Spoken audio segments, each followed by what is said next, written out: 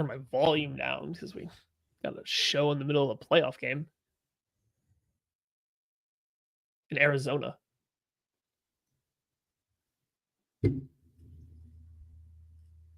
So we know the Chiefs' opponent for the AFC divisional round. It's a team that they've played in the last month. What's changed for these teams? We'll talk about it.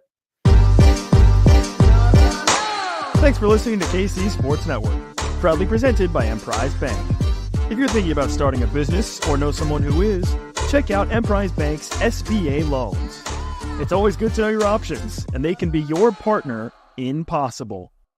Welcome into a live edition of the KC Laboratory, presented by Emprise Bank, member FDIC, our tremendous partners in possible here at KC Sports Network. And it is a week of football that we actually have football to talk about. Matthew, the Chiefs are playing this week. The Patrick Mahomes that's playing this week. It feels like we haven't been able to do this in a while. Yeah, no, we haven't. It's been a minute since Patrick Mahomes has taken the field, or we've had a week to prepare, I guess, as podcasters for the Chiefs field in a meaningful game. Sorry, I'm a little distraught. I just saw a ridiculous roughing the kicker penalty in this Rams-Vikings game, like the personal foul variety. You don't see those often anymore. That's kind of crazy. I do appreciate your professionalism and your level of attention during this podcast. I am so out on this right now.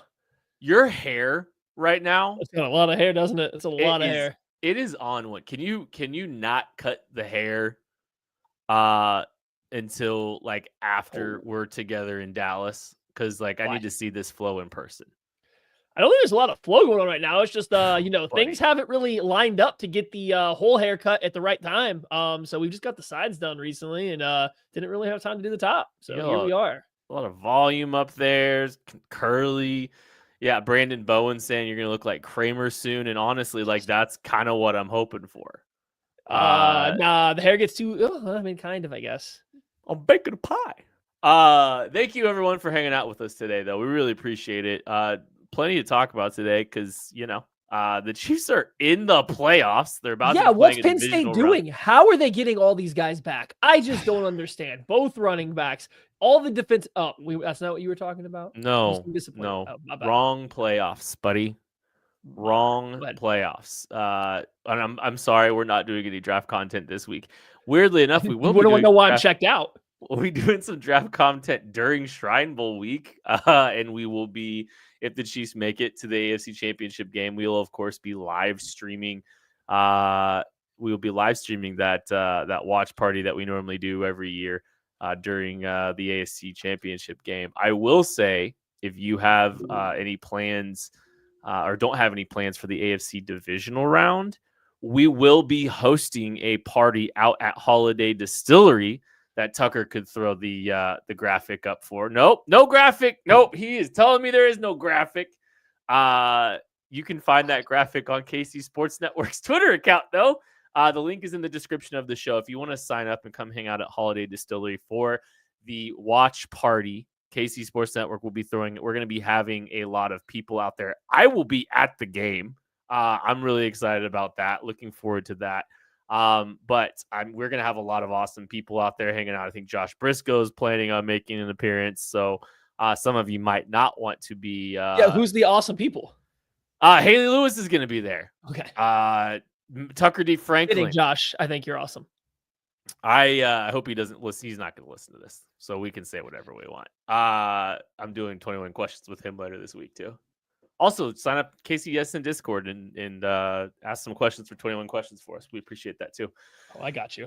But yeah, we will be having a party out at Holiday Distillery. So come hang out with us. Should be a good time.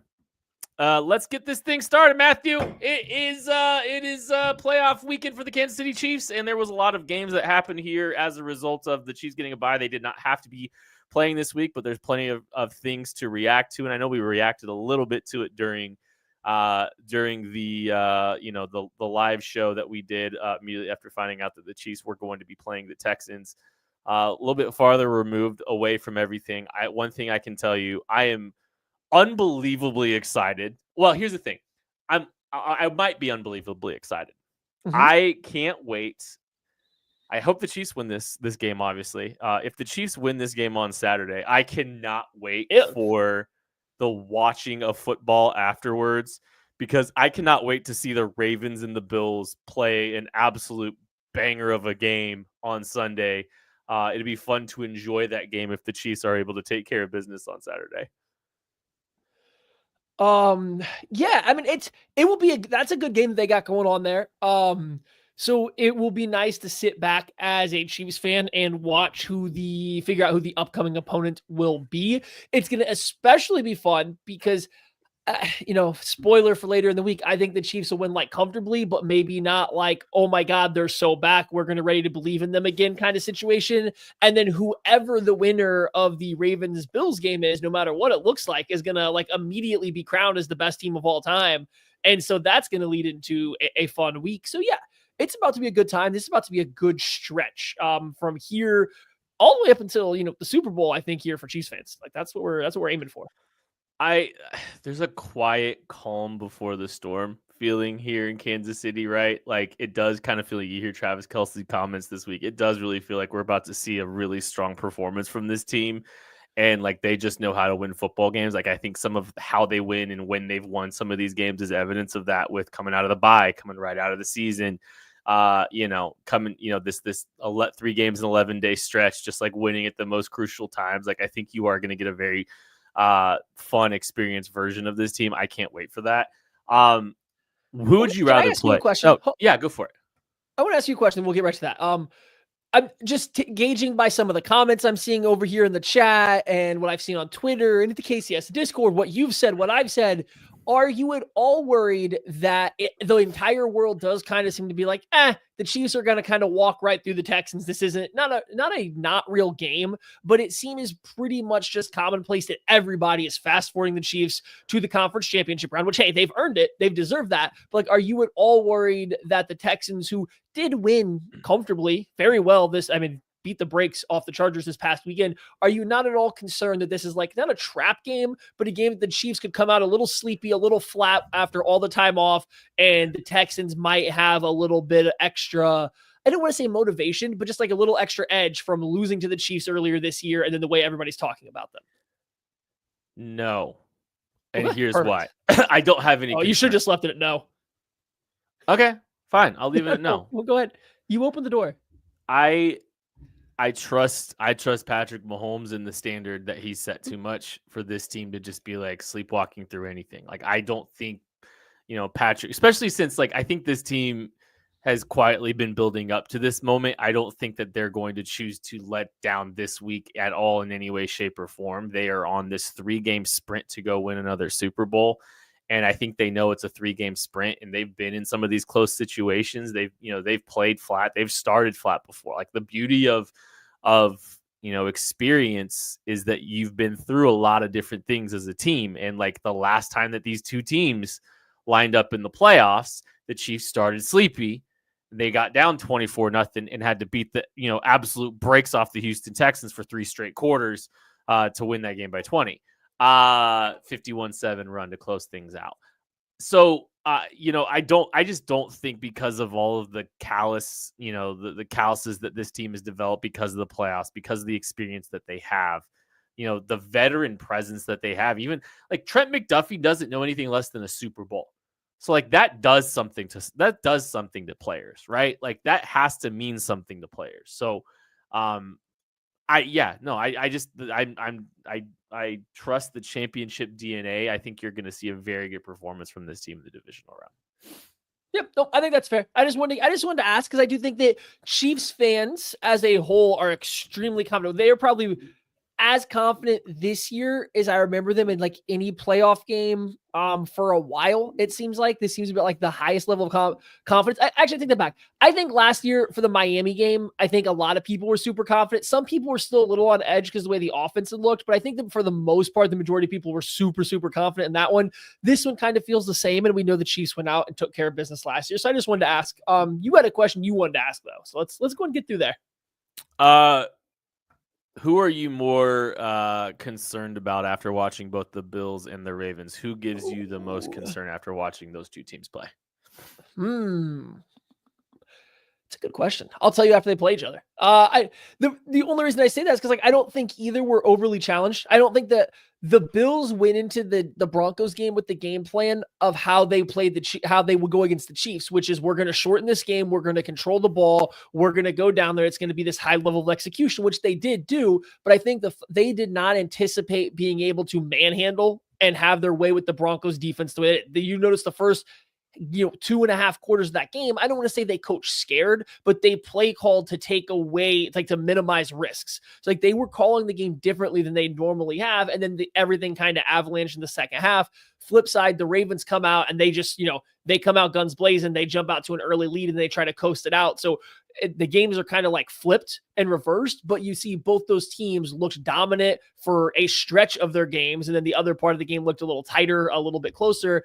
So I do need to see them play again. I like some of the stuff the Bills did better. The fact that the Bills went so heavy into that jumbo package, they did some different stuff on defense instead of just playing like the always soft kind of like rally to the ball zone coverage on the defensive side. Offensively, I really like how they were using the extra offensive linemen. They were getting some early in the game, some design Josh Allen runs. I think they did a little bit more, not completely out of the box, but a little bit more out of the norm. Then that makes me a little concerned that they got some stuff ready. Whereas the Ravens, I really wonder if the Ravens aren't just what they've shown you all year, which is easier to plan for. So I'm leaning towards the Bills by just a smidge, but we'll see, after, how they look after a quarter in this next game. Yeah, I think the Bills make me more nervous still if I'm the Chiefs. And I mean, first off, the Chiefs have beat the Ravens. Second off, yeah, some of the stuff that the Bills pulled out this week, like, hey, Von Miller looked really good this week. Run game looked really good. This dominant run game. Like it was 2nd and 5 every single down for the Bills in this game. Yeah, so like I think both teams, like you just hope they both beat each other up. I hope that game goes to triple overtime and one of them rolls into Arrowhead just exhausted. Sure. I hope they play into Thursday. And they just get 2 days of rest. They just have to keep playing and playing and playing. But no, I think both are going to be a challenge, but I do like that they both have to play each other. I will say I feel pretty good about the Chiefs' ability to play some of those heavier personnels. I think getting Leo Chenal on the field and having Leo Chenal on the field, like that's an asset that can help take away some of those bigger, heavier, heftier personnel. So like, I do like that about the Chiefs matchup. If, honestly, I mean, if the for both teams, I say if the Ravens want to play, 12 personnel, then that means we get to see some Leo Chenal, and I'm good with both of it. Handle it well. I just thought it was a nice wrinkle. I just thought it was something they used it a lot. Like I think they used like 16 or 17. It was something they went to a lot. They're going to have more stuff out of it. Just if I were just picking a team, I think that the Bills, and I don't think this was like wild trick plays. I just think the Bills said, hey, we're in playoff mode now. Let's give you some we're going to give it a little bit of different stuff. And so like, I think that was the most impressive thing that either of those two teams did was the Bills kind of like looked at themselves and they said, we're going to play ball control offense, for the first 2.5 quarters. We're going to be efficient. We're not going to take a lot of risks. And then as the game opened up, they started opening up a little bit, but it was just the way they went about it. So I like the way they coached that game, I think is really what I'm digging into with giving my lean to the Bills right now. I think the Bills will probably employ a very similar strategy against the Ravens as they will the Chiefs. Like, I think that's just going to be part of their formula the entirety of this playoffs. Like, if they're going to win, that's how they're going to try to win the Super Bowl, I think. So it could work out for them. Hopefully not, though. Okay, so like we talked about, these two teams played December 21st. So they played a little over 3 weeks ago. The Chiefs and the Texans, that is. And they're getting to match up again. Some things have changed since that matchup. So, like the things are a little bit different for both of these teams. Some things that, we've learned more about both of these teams. So we want to just talk a little bit about some of those changes. Maddie, anything big that jumps out to you that's different between now and then? Because I've got a couple of things I think I've picked up on. I got some stuff. I think we're talking about some of it later in the show, obviously from the Chiefs side. The Texans, that's something I did notice, and we're going to get into this more on Wednesday, on Matterday when we do our game preview. The Texans against the Chiefs ran a little bit more. They're already a decently heavy man coverage team, not a ton, but they're in the upper third of the NFL. And since then, against like the Ravens, the Chargers, you can't really count the Titans game, so it's only been 2 games, but there wasn't near as much man coverage called against the Ravens or the Chargers that the Texans put up against the Chiefs. So I don't know if this is a defensive philosophy shift, if the Chiefs game was an outlier because the Chiefs have had a weakness against man coverage, throughout the season. I don't know the rationale, but I do think that's something to note going into this is like, it seems like on the back end, the coverage structure for the Texans, they might not be at quite as aggressive in terms of their man coverage and pressing as much, because they were not against the Chargers and the Ravens. They kind of backed off a little bit more, dared both quarterbacks to beat them in these tighter windows while everybody was playing downhill. One of them did, one of them didn't. And you see that's why one team put up 31 points, the other put up 12. They turned the ball over a lot in that game because Justin Herbert too doing that. And like a little bit, it was just like Justin Herbert making unforced errors, which like I think is in the playoffs, like there's something to be said about that as like a viable strategy, is just like forcing teams to make the play length of the field and play mistake-free football. And if you can do that, you can do that. I think like there's some big personnel changes, I think, for the Houston Texans, like since that we've seen those, seen these two teams match up. First off, Azeez Al-Shaair, the linebacker for the Houston Texans, was not playing for the Texans in the game prior. He was having a pretty good season before he got suspended for being a dirty player. And, then there was attempt to punch the ball or make a play on the football where he slammed Ladd McConkey's head into the ground in this game last week. What? He's a dirty, nasty player. And if he touches Patrick Mahomes, I am going to lose my ever-loving mind. Like that's kind of like a tone setter for. That's a physical. You're going to be at the game, right? If he does something to Mahomes, I need you. You got to charge. This is your duty. This is your sole purpose as part of KCSN is to protect Mahomes from him. Well, a good thing I'm not playing left tackle like I was in the Super Bowl against the Buccaneers. Sheesh. But he comes back, and so like that's a physical presence for them. That's kind of an edge that they are going to have on the defensive side of the ball, and like he's a nasty player that I don't really want, the Chiefs to have to deal with, because I don't trust him to not do something ridiculous and stupid to try to get his team into the AFC Championship. So like that's one thing fair.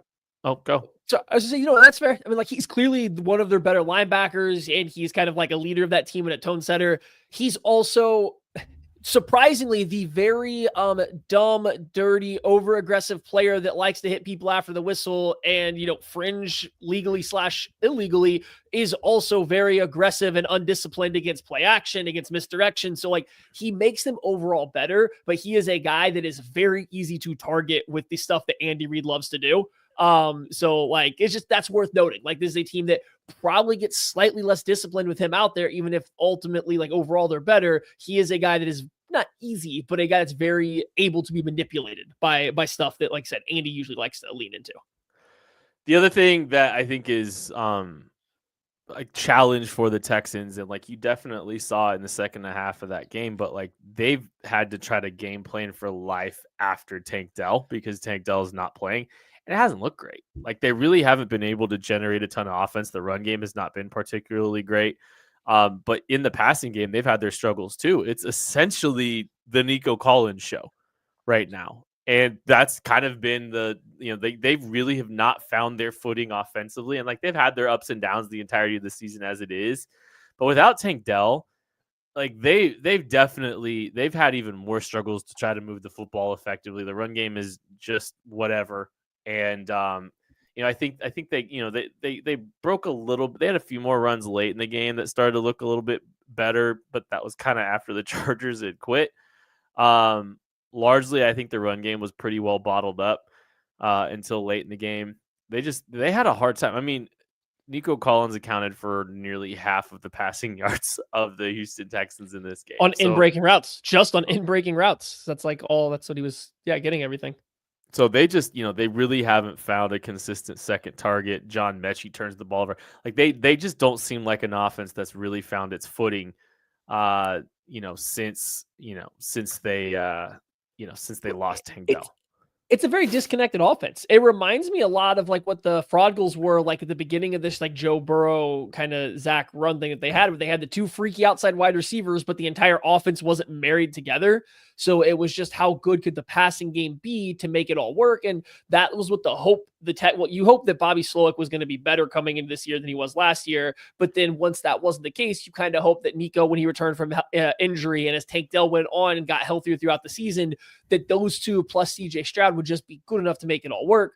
Well, now you don't have Tank Dell. Nico Collins is still great, but it's like one guy is essentially all they have that's reliable, and you still don't have an offensive coordinator who's doing a good job chaining everything together. Your run game and pass game both seem entirely split from one another, even, which is crazy for a Shanahan style under center, play action heavy team. They just seem very separate. So it's just, yeah, it's not, their offense is kind of in shambles. They don't have a good answer to replacing Tank Dell. They never had a good answer to replacing Stephon Diggs, nor did they have a good answer for their offensive line. So I was like, it's an offense with a lot of question marks. And the Tank Dell one is the latest. And he was kind of the reason that first Chiefs game was even close for a while, because he was having a great game to start.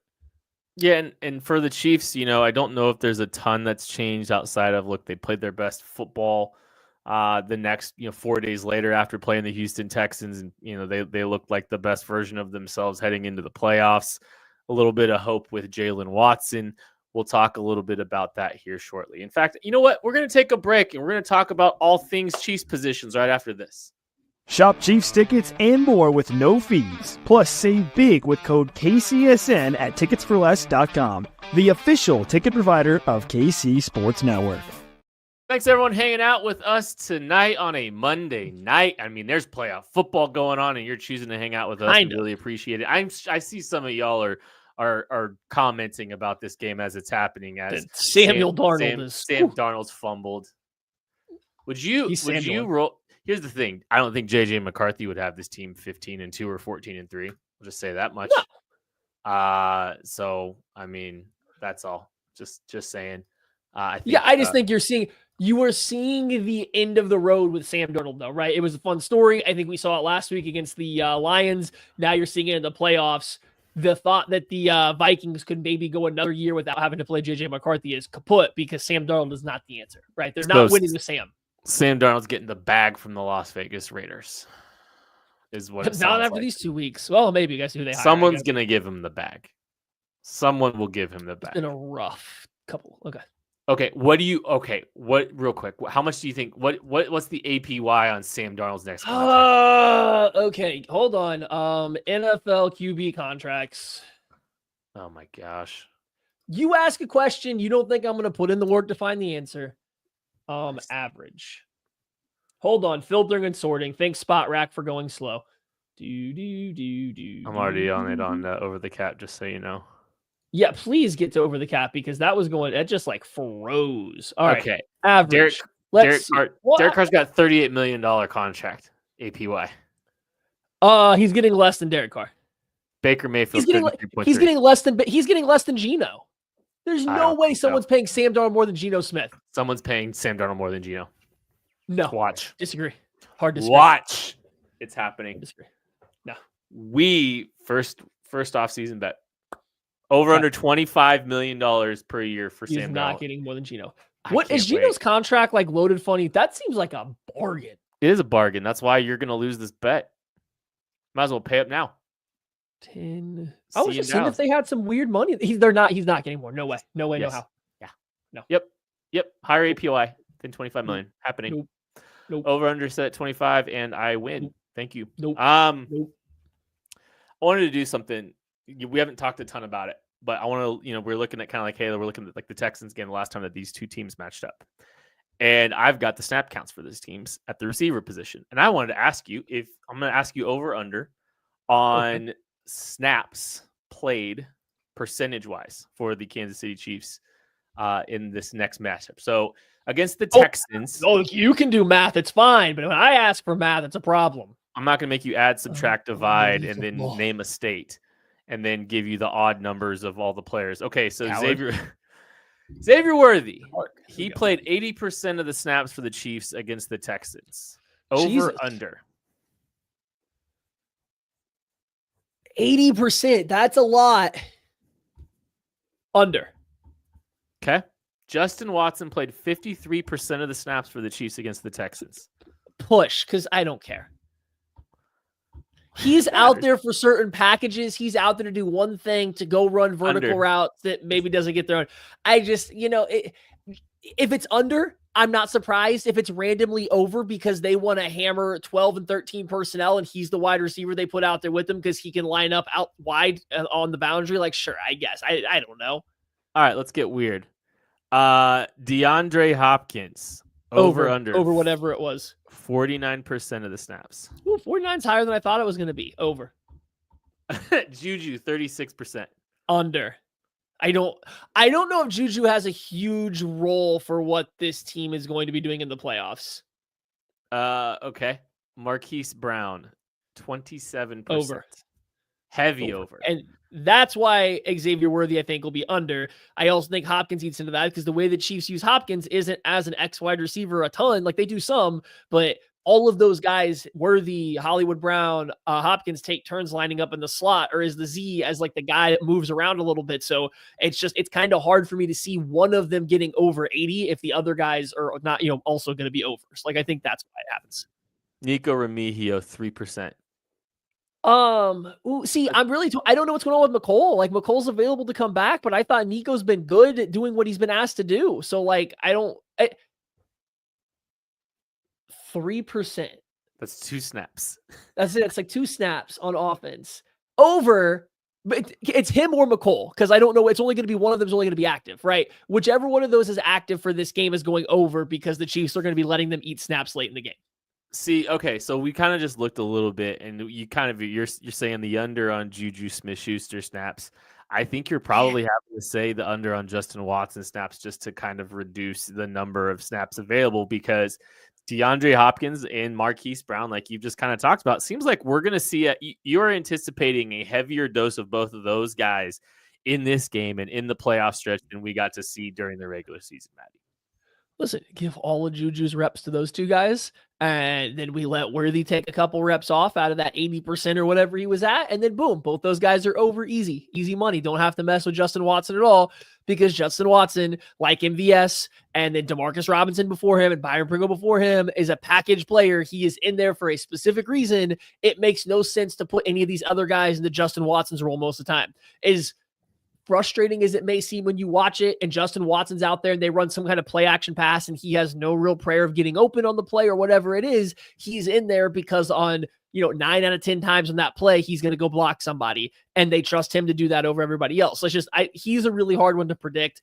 I struggle a lot more to see where you fit in like a Juju Smith-Schuster's reps or snaps in this, because everything he does, well, he's a better blocker than all the other guys. He has to be moved around and protected a little bit out of the slot. If I'm doing that, I might as well use the more dynamic players. They're probably, if they're anticipating man, like some of their man beaters are probably going to involve Juju, because Juju is the best rub route runner on their team.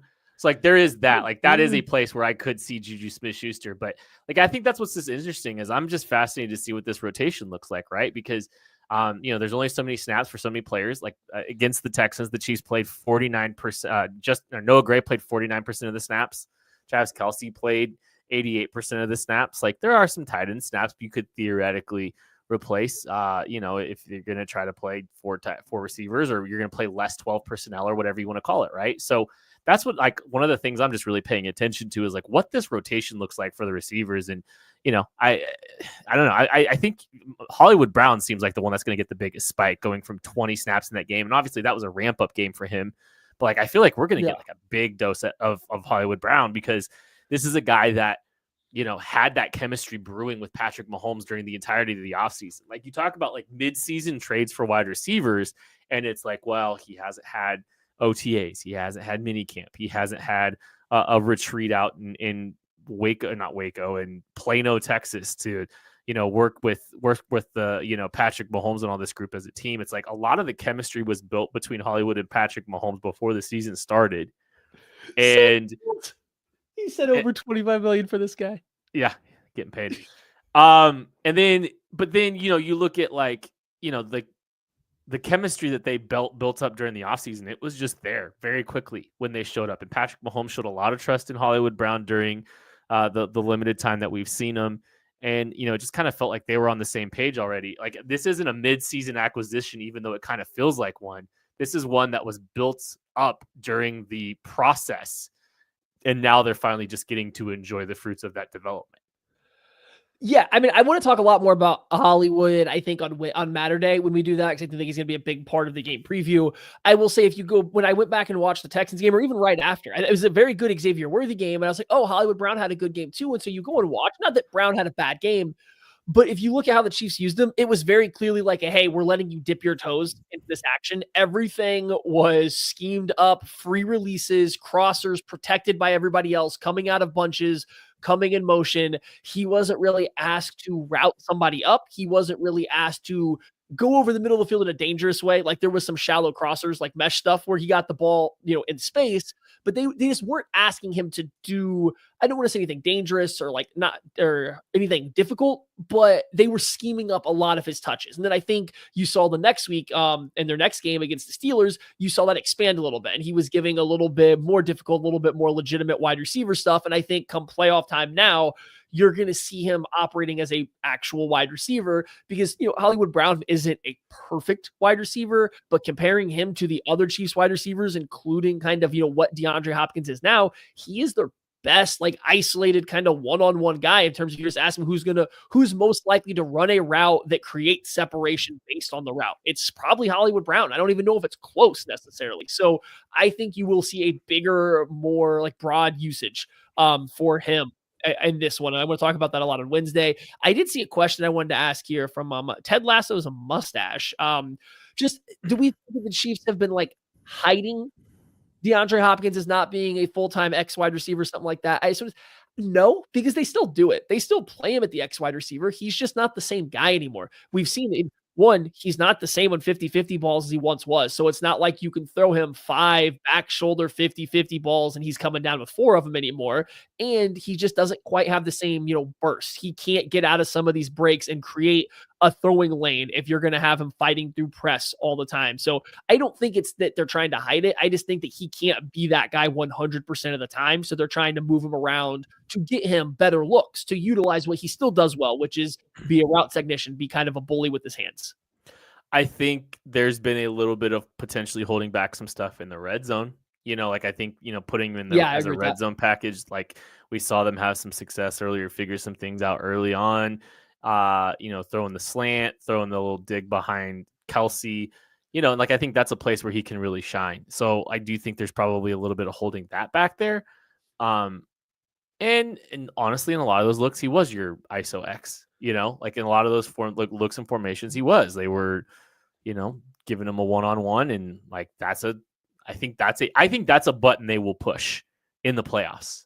Is they'll go 3-by-1, 4 strong with the back, lined up to the trips, and they'll have, Nuke Hopkins isolated one-on-one, and they'll throw a slant to him, So like, I do think that's actually something that we could see from this team and I think in an impact area of the field too, right? That's a really smart kind of tactic to employ. I think so. I think that's a way that they could get. I think that's a way they could get Nuke involved even more. And I do think we say all that to say, and you say some of those limitations, like they're still going to want him on the field in a lot more situations during this game, I think, than we've seen previously, right? So like, I think 49% of the snaps we said over. Yeah, I think we're hitting the over on that. He's going to be on the field more. Just maybe he isn't Nuke Hopkins from the Texans era, and that's okay.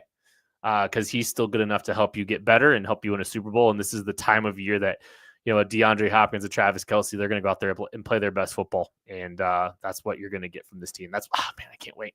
I'm so excited. There's a couple questions out there we're still trying to figure out. Like, hey, look, the quarterback rotation, we're getting closer and closer to this team playing, a meaningful football game. And we know Jalen Watson is potentially in the mix here, at the cornerback spot. And, how do you think we're getting Jalen Watson in this game? Like, do you think we're getting him in a week here? Like, what are the vibes for you right now? I mean, the vibes when I saw the Chiefs use an IR spot and then they haven't filled the active, like they haven't had anything happen with it, I guess, is kind of kind of noteworthy. I think that Watson is he's still in like his 21-day like window right now, right? I haven't missed anything. Yes. So yeah, I don't know. I guess we'll see. Would I be surprised if he gets activated before the game? No. This isn't the game where I'm sitting here thinking they absolutely desperately need him, because as we already talked about, the Texans are kind of like a one wide receiver team, and not that McDuffie's going to follow Nico Collins everywhere, but you can do a fair amount of that. And then are you really afraid of your other corners versus the matchup that they have? No. So I don't feel like there's a need to rush Watson back in this game unless you just want to see him get some reps. And like before you have what you presume is a more difficult matchup the following week. So I don't know. I'm pretty 50-50 on if he's going to be there or not. I will say though, I think it was intriguing that they put somebody on IR and have not filled that spot to my knowledge. And like, I think the only options would be potentially McCole or Jalen Watson. I will say, Jalen Watson had injuries heading into the year. And if you remember, he played the final preseason game. He played the final preseason game. And like, it didn't look good. Like, I just remember like going, "Oh, this is ugly. This ain't great." Like, that was kind of his, like, he'd missed some time. It was like his first real time for a minute. And so like he first exposure to like live football for a while, and he finally gets in and it just looked rusty. And so like, that's one, like, I'm not saying I'm, fearful of that. It's just like, I don't know. It's a tough spot to be in because we've, like, he had his struggles. Like, now, to be fair, he played some meaningful football since then. And so like, maybe that has limited some of the rust that he has, right? Like in all that kind of stuff. But we did see him have his struggles in a preseason game, like right after, right before the regular season. And then he was basically lights out for the time that he was playing. So I don't know what to think about that. Yeah, trying to think about the best way to go about it. I think there's a little bit of a difference between getting the first real action game speed, player speed for the year when you haven't had any really much practice, if any practice at all. He didn't get a practice at all because I think he had off-season injury, right? Like he had off-season surgery or something. Like he hadn't practiced at all before that preseason game. Or not practice, but like he hadn't really gone full bore yet. And then they throw him out there. He looked rough anyway. And so I think there's a difference between that and then playing half the year, getting hurt, missing time, and having to come back. There's still going to be some rust or cobwebs you need to shake off, but you had already gotten into a rhythm. You had already gotten into flow. You had seen NFL speed already in the game. You had seen game speed. So I do think there's a little bit of a gap between the two. But yeah, if they are relying on Jalen Watson to come back and be as good as he was before he got injured, which I think is a fair thing to ask. I don't know if you can, think you're getting it for sure, but I think it's a fair thing to hope for. Then yeah, letting him get some run in this game, whether it's, 2 series on, 1 series off, or 1 on, 1 off, whatever it may be. I think that might be a good way to go about it if you really do plan on him kind of getting that full on starter spot back some point in time between the conference championship game and the Super Bowl. I think it would be, as long as there's not like any risk of him re-injuring or any amount of time, giving him an advantage to, recovery of any shape or form, right? Which I don't think would be the case. I don't think he'd be practicing right now if that was the case. But I don't know. I think that it might benefit the Chiefs to give him some opportunities in this game before, the intensity of the AFC Championship game heats up. So, like, if you can find a way to get him on the field and get him involved early in this game, and again, like, hey, look, the options at the cornerback position haven't been great this, since he's left. A rusty Jalen Watson might be better than throwing Najee Johnson into the rotation right now, if we're being honest.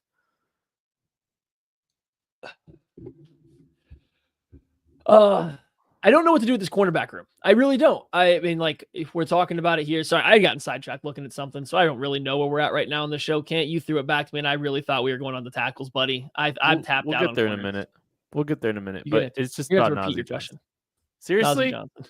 Buddy, I was so checked out, ready for tackle talk, and you paused and looked me in the eye like I was supposed to say something. And would you rather? Thank you. Would you rather play? Would you rather play Jalen Watson Rusty or Najee Johnson? Jalen Watson. I can't do Shamari Connor and Najee Johnson together. And like as of right now, we don't know what's going to happen with Shamari Connor. But I think that combination of Connor and Najee Johnson together is just something that can't. I just don't know if that can function. So yeah, I would. And the whole thing with Watson is just like it's managing the snaps. If you're putting him in for this particular game, you just need to manage the snaps. And you can't put him out there and expect him to play the whole game. So if you're putting him out there on some form of snap count or some kind of rotation, I think that is fine. And you got to figure out, how to work around the rest. But like the Najee Johnson experiment, I think for this season, like has got to come to a close if you have any other option. And maybe that option's Christian Roland Wallace playing in the slot. And that way it's Joshua Williams and Trent McDuffie outside. But I think we've run that course, and it's just not the answer for the playoff run. It's either Watson or it's figuring out what else you got to do in the middle. Why don't we talk about tackles now, Matthew? Does that work perfect. for you?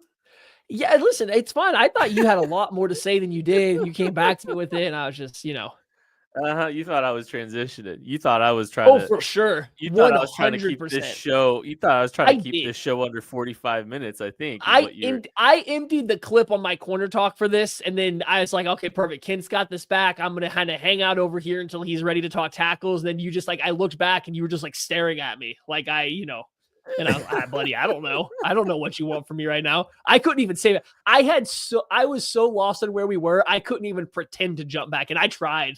And I had nothing. Attaboy. What you are. I hope the Chiefs play better than you did just now. That's all I got to say. I didn't have time. I had to regroup. You really did. Like the Vikings who tucked their tail after Sam Darnold the bed yet again in this game, by the way. 24-3 Vikings Rams over the Vikings. I think we really haven't we haven't talked much about, there's been some recent comments from, Andy Reid about DJ Humphries and what they thought out of, what DJ Humphries did. And, Andy's saying, hey, he thought he did a pretty good job. Some plays, a couple plays he'd like to have back, but had some good plays too. Andy Reid says he hasn't made a decision on which direction it will go. We'll see, good plays, couple he wants back. Does that give you the warm fuzzies that DJ? I know, it's trying to read into Andy Reid comments, but there's some staples there. We'll see how things go. Do you think that DJ Humphries is getting that start? Like the vibes. What are the vibes that you get from Andy Reid? My vibes aren't from Andy Reid because Andy Reid, in typical Andy Reid fashion, is not going to give you anything for this.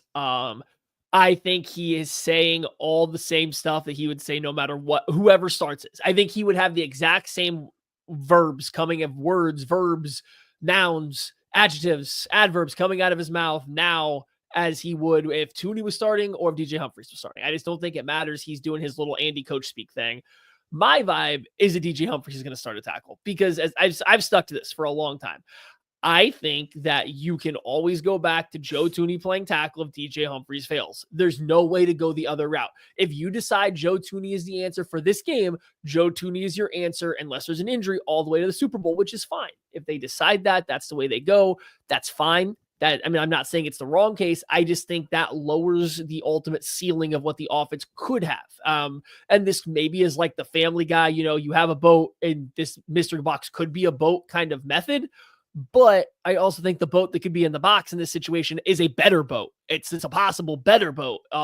So I don't know. I just, my vibes are DJ Humphries because you can always return back to Joe Tooney. A couple other comments from Andy, like, hey, obviously you want the best combination. I think in that case, you've got three guys that are pretty good players. So you're Andy Reid saying, hey, look, Caliendo's done some good stuff here. He's playing well. We want the best combination. The combination comment kind of piques my interest just a little bit from Andy Reid. Just because if you're looking at it on its face, we've got to think, right, that the best combination, if the Chiefs are watching tape, the best combination feels like is DJ Humphries and all-pro guard Joe Tooney. I have a hard time thinking that a healthy DJ Humphries and a healthy DJ Humphries and an all-pro guard. Like that just feels like that's the direction it's heading, is like if you're talking about the best combination of players, like I think Matt Caliendo has done a acceptable job for being, a backup interior offensive lineman. But man, the idea of Joe Thuney and DJ Humphries, even if DJ Humphries, like I think DJ Humphries at this level is a better player than what you're getting out of Mike Caliendo. So if you're talking about the best, if you're talking about the best pairing, if you're talking about the best combination, I think that's what it is. One other thing I'm kind of paying attention to a little bit as well, and I think I mentioned it on the live show too, but the Houston Texans have seen a version of the offense where the Chiefs are rolling out Mike Caliendo and Joe Thuney on the left side of that offensive line. They played with a guard at tackle. They might have a better idea of how to attack the guard at tackle.